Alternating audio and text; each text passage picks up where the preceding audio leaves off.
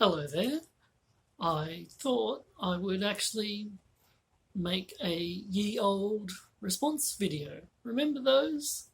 I still do, but maybe that's because I'm over 40 and I've been using YouTube for a long time. Anyway, in the folk filmmaking world, Dan of 922 Films, the $5 film school, made a film a couple of weeks ago called Film Critics versus Filmmakers, and I thought I'd make a response.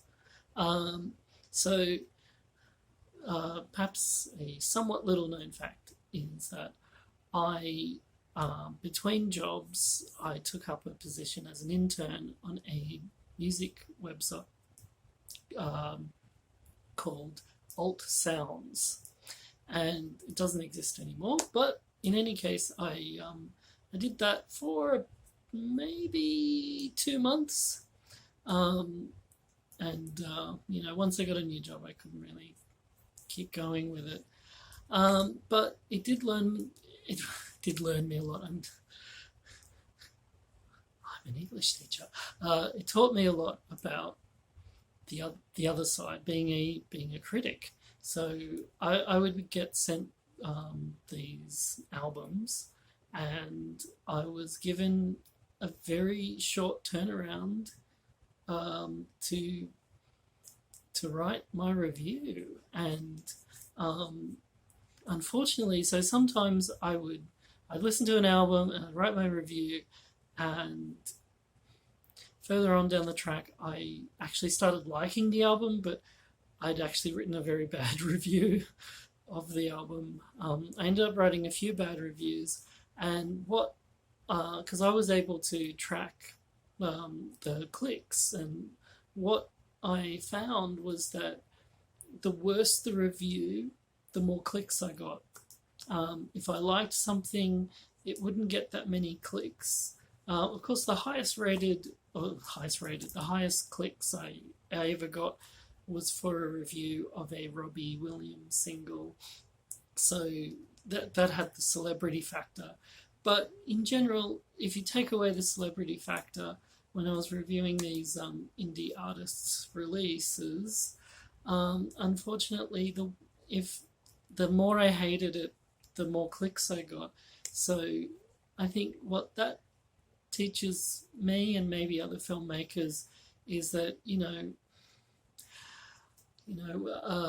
whether you've got someone in the New York Times, or you've got a film critic on Letterboxd, or a film critic with just a WordPress blog, they're wanting clicks. So their intention isn't always going to be pure. I'm sorry. That they've got other goals, and sometimes those goals are going to be to give you a better review. Now, interestingly, so on the filmmaking side of it, probably the most viral I've ever been was Paul and I did a fan film of Silent Hill called Silent Hill Stolen Heart, and it got on a few big websites like Arrow in the Head and Kohaku and a few others. I could look them up, but I can't at the moment. But what we found was that if people discovered the film organically, they were more likely to leave a positive review, whereas if they discovered the film via a recommendation on one of these big websites, we would just get we'd get lots of thumbs up, which is great, but we'd just get a deluge of negative critiques. And funnily enough, like when we looked up each one of these negative critiques, 99.99999% of the time, that negative, really, really, really horrible negative critique was coming from a fellow filmmaker, like someone who had made a short horror film like we had, but they had say 300 views, and we had at that, maybe like 30,000 views or whatever we did at that point. And so there's that green-eyed monster element. One great thing Paul taught me to do is we got all the feedback, and what we did is we didn't look at it individually, we looked at it collectively. So if someone just said something once, well, that's an outlier, maybe it's not that, it's not that important to think about. But if people repeated something, so we would then we then put that into a list, and we incorporated that in the next film, which was Pieces of 8. So like one of the feedback we got is that they wanted it to be longer, and they wanted more dialogue, because there was no dialogue in the first one. And so we incorporated both of those pieces of feedback in the next one. So I think there is a lot to be learnt from complaints, from negative feedback. And one of my bosses used to tell me that a complaint is an opportunity. So if you can get the mindset that these complaints are opportunities to improve, I think that's a great way to think about it. I think a very toxic way to think about it is, if you're seeking validation from these critiques, and then you want to make these kind of clapbacks, I don't think that helps. Like if someone has taken the time to write a review, take them seriously. And I don't think I've ever seen a critic clapback movie that was really any good. Look at The Lady in the Water, which is a critic, clapback kind of film. It's just a waste of energy, really. You better focus on yourself. And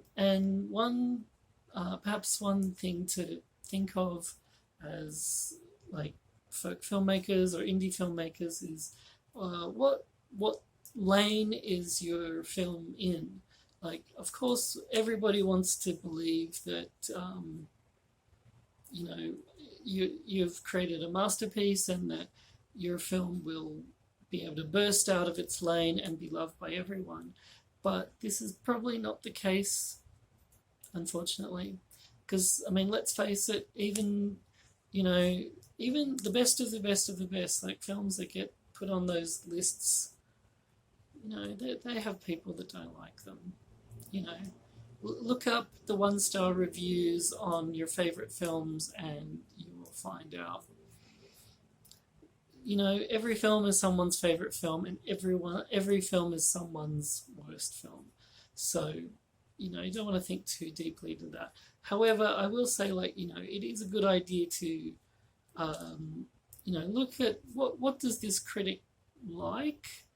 If they're a fan of fast-paced horror action, maybe don't send your meditative 3-hour-long